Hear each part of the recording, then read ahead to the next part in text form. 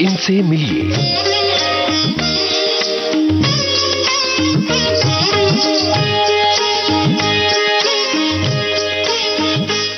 इनसे मिलिए इस कार्यक्रम में ओ लाल दुपट्टे वाली तेरा नाम तो बता। आज हम आपकी मुलाकात करवा रहे हैं फिल्म निर्देशक इकबाल अली से। इनसे बातचीत की है आपके इस दोस्त यूनुस खान ने। दिल के लिए दिल का कोई पैगाम तो बता। आज सुनिए दूसरा भाग। कल के लिए अपना कोई प्रोग्राम तो बता। दोस्तों नमस्कार। विविध भारती के स्टूडियो में आज हमारे साथ इकबाल अली साहब हैं, जिन्होंने फिल्म इंडस्ट्री में बहुत अलग अलग तरह के काम किए हैं। तो आइए शुरू करते हैं इनसे दिलचस्प बातचीत का सिलसिला। बहुत बहुत स्वागत इकबाल अली साहब। शुक्रिया, धन्यवाद। देखिए, राजेश हमाल जी एक नेपाल के आज के सुपरस्टार हैं वहाँ के। अच्छा। उनके विषय में भी एक दो शब्द आपको बता देता हूँ। सतीश जी करके एक थे, वो डायरेक्टर ही थे वहाँ के, काफी फेमस डायरेक्टर थे नेपाल के, सतीश कुमार सर जी, अंधेरी में रहते थे। सतीश जी ने मुझे कॉल करके बुलाया। नेपाली फिल्म का नाम था गोपी किशन। तो उन्होंने बोला कि आपको पूरी फिल्म करनी है। जी जी। मैंने सर वो पूरी फिल्म की। राजेश हमाल जी की फर्स्ट फिल्म थी। मैं आपको बताना चाहता हूँ कि सर वो फिल्म जो सिल्वर जुबली गोल्डन जुबली हुई थी नेपाल में, ओके, और पहली फिल्म थी राजेश हमाल जी की। आज वहाँ के सुपरस्टार हैं। तो ऐसा मैंने सर बहुत सी फिल्में की और सीखता गया, अभी भी सीख ही रहा हूँ। फिर मुझे ऐसा लगा कि अब मुझे स्वतंत्र रूप से करना चाहिए, क्योंकि समय बहुत हो चुका है, उम्र भी होती जा रही है। सीखने में तो जीवन निकल जाएगा, पूरा जीवन में आदमी कभी पूरा हो नहीं सकता है। जी जी। तो मैं स्वतंत्र रूप से फिर मैंने सबसे पहले तो यूनियन ज्वाइन की, मेंबर बना मैं। के बाद में सर फिर मैंने स्वतंत्र रूप से निर्देशन के क्षेत्र में मैंने संघर्ष शुरू किया। तो एक प्रोड्यूसर थे, उनका नाम था अजय शाह, और उनके एक साथी थे हितेश शाह। अजय शाह, हितेश शाह, हाँ हाँ। ये दोनों महावीर सीरियल बना रहे थे। जी जी। भगवान महावीर।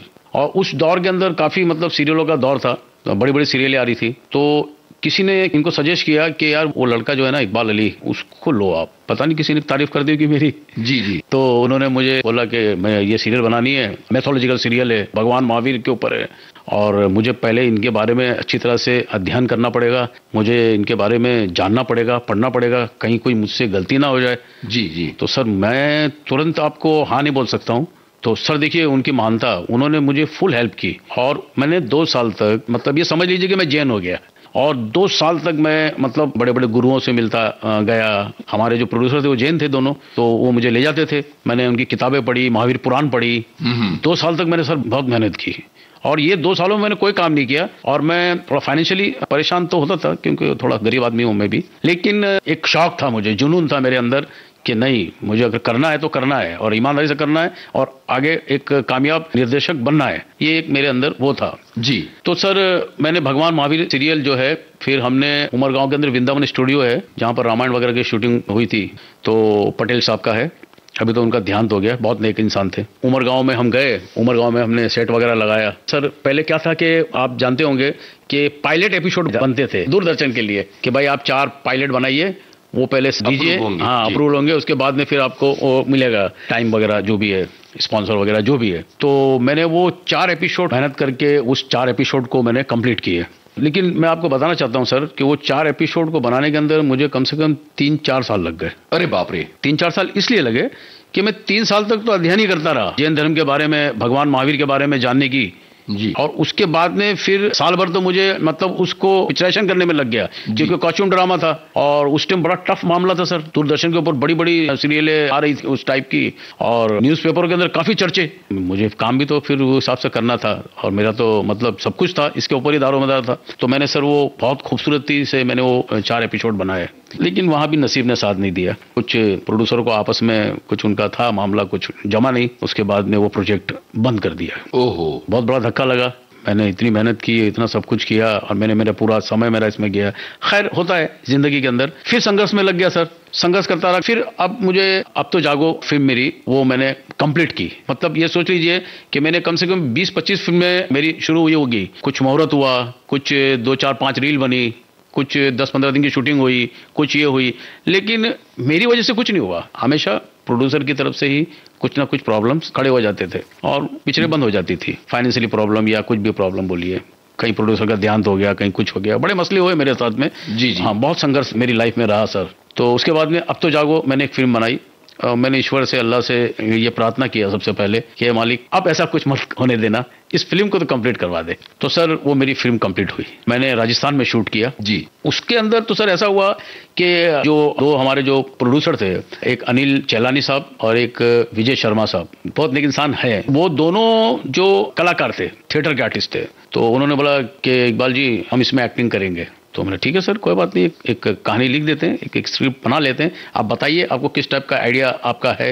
उन्होंने बताया इस टाइप का है, हमने उस पर काम शुरू कर दिया, वो फिल्म हमने कंप्लीट कर दी सर, और बहुत बेहतरीन हमारी फिल्म बनी वो। लेकिन सब नए आर्टिस्ट थे, मेरा कोई फेमस था नहीं फिल्म के अंदर। आप तो जानते हैं कि पोस्टर के ऊपर जो है वो कम से कम अगर फिल्म का पोस्टर लगता है सिनेमा हॉल के बाहर तो उसमें कम से कम कुछ चर्चित चेहरे तो होने चाहिए ना। जी जी। तो उस हिसाब से शायद हम उस पिक्चर में भी सही ढंग से सफल नहीं हो पाए।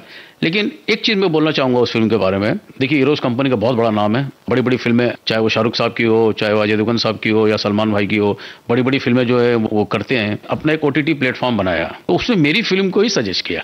जी जी। और मेरी फिल्म को ले लिया उन्होंने, और अब तो जागो को अपने प्लेटफॉर्म के ऊपर रिलीज किया हीरोज ने। बिल्कुल। तो ये एक मेरे लिए कामयाबी वाली बात हो गई, बहुत बड़ी बात हो गई मेरे लिए। इसके बाद आपने क्या किया? इसके बाद एक शॉर्ट मूवी बनाई, वो मुंबई एक बहुत बड़ा फेस्टिवल होता है, Mumbai entertainment international festival of India. तो उसके बाद में मेरी उम्र भर की मेरी एक वो थी, बेस्ट मूवी का अवार्ड मिला। जी जी। 2022 में। उसके बाद में फिर मैंने एक मूवी और बनाई, शॉर्ट मूवी। अब मैं थोड़ा सा मतलब क्या है कि मैं अपने आप को ये करने के लिए, मैं भाई काम तो काम है। जी जी जी। फिर उसके बाद में मैंने देवता बनाई। सर देखिए वो देवता भी जो है मेरी चले गई खजुराहो इंटरनेशनल के अंदर, उसको भी बेस्ट मूवी का अवार्ड मिल गया। जी जी। उसके बाद में सर मैंने अभी फिलहाल मैंने 5 एपिसोड आखिर कौन वेब सीरीज, बहुत प्यारी वेब सीरीज है, और उसके साथ आमिर खान साहब एक हैं, वो भी मेरे साथ जुड़े हुए हैं उस फिल्म के अंदर। हम लोगों ने वो बहुत प्यारी web series, suspense web series है, तो वो बन चुकी है। बस अभी हम OTT पे बहुत जल्दी आएगी, उसके लिए हम लोग कोशिश कर रहे हैं, जद्दोजहद कर रहे हैं। और अभी तो मेरे काफ़ी प्रोड्यूसरों से मीटिंग चल रही है और काफ़ी मतलब प्रोजेक्ट हैं मेरे हाथ में, बस अब वो कंप्लीट होंगे, उसके बाद में फिर देखेंगे क्या होता है। बिल्कुल सर मैं एक चीज़ और बोलना चाहता हूँ। जी बताइए। वो ये है कि मैंने तो संघर्ष किया जी, 35 वर्ष संघर्ष किया। संघर्ष क्या होता है ये मुझे पता है। तो सर मैंने एक अपना चैनल बनाया। अच्छा। One take. ओके। और उसमें मैंने ये सोचा कि जो संघर्षशील लोग हैं, जिनके अंदर प्रतिभाएं हैं, यस, उनकी प्रतिभाओं को जो मैं लोगों के सामने लाऊं, तो सर मैं उसमें बहुत कामयाब हो गया। तकरीबन आज समझ लीजिए कि 10 एपिसोड उसके मैंने कंप्लीट कर दिए हैं। जी जी। उसमें मैंने फिरोज बॉस करके एक फाइट मास्टर है, बहुत काफी फेमस फाइट मास्टर है और बहुत नेक इंसान है। मैंने सबसे पहले उनका एक प्रोग्राम बनाया, उसके ऊपर उनकी प्रतिभाएं बताई, उसके अंदर उनका इंटरव्यू लिया। देखिए ये तो एक ऊपर वाले की देन होती है। आदमी अगर सच्चे दिल से अगर मेहनत करता है, लगन करता है, तो ईश्वर उसको जरूर कामयाब करता है। तो कुछ ऐसा हुआ कि फिर से मुंबई जो फेस्टिवल था, वो फेस्टिवल के अंदर उस एपिसोड को बेस्ट डायरेक्टर का अवार्ड मिल गया। अरे वाह, ये मेरे लिए बहुत बड़ी बात थी सर। फिर मेरे अंदर एक ऊर्जा पैदा हो गई और मतलब मेरा कॉन्फिडेंस बढ़ गया। तो मैं अभी मतलब मेरा एक प्रोग्राम आता है जो मैं नई प्रतिभाएं हैं, जो हमारे भारतवर्ष में, भारत देश के अंदर जो प्रतिभाशाली लोग हैं और जिनकी प्रतिभाएं लोगों तक पहुंच नहीं पाती है, जो बेचारे संघर्ष कर रहे हैं, तो मेरी यही कोशिश होती है कि मैं उनका प्रोग्राम बनाऊं, दर्शकों तक मैं वो पहुंचाऊं। तो मैं ये काम भी करता हूं और निःशुल्क करता हूं सर, और मैं उसमें कामयाब भी हूं और ईश्वर चाहेगा तो आगे भी कामयाबी मिलेगी। बिल्कुल, बहुत बहुत शुक्रिया इकबाल साहब, आप आए और अपने सफर के बारे में आपने अच्छी बातें बताई। बहुत बहुत शुक्रिया विविध भारती में आने का। धन्यवाद। ओ लाल दुपट्टे वाली तेरा नाम तो बता, ओ काले कुर्ते वाली तेरा नाम तो बता, नाम तो बता, तेरा नाम तो बता, तेरा नाम तो बता। ओए होए होए होए ओए होए हाय हाय। ओ नाम के दीवाने तू काम तो बता, ओ नाम के दीवाने तू काम तो बता, काम तो बता, तेरा काम तो बता, तेरा काम तो बता।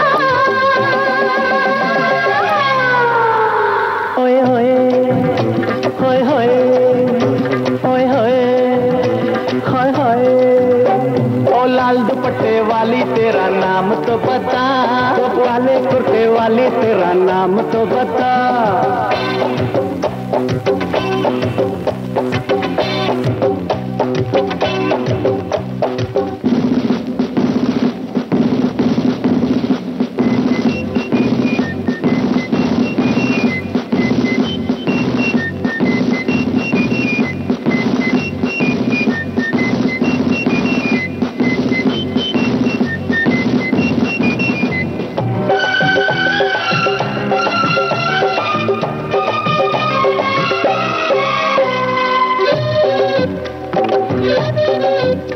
अरे देखते ही हमको तू पसंद आ गई, रहने लगी दिल में तू आंखों पे छा गई।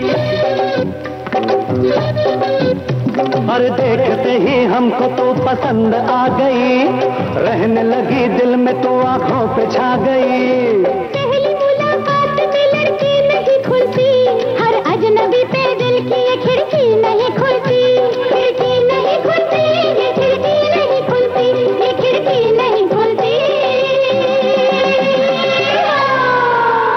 दिल के लिए दिल का कोई पैगाम तो बता, आशिक का तेरे क्या होगा अंजाम तो बता।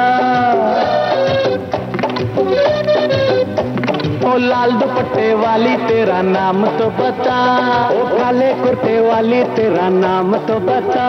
ओ नाम के दीवाने तू काम तो बता, ओ नाम के दीवाने तू काम तो बता।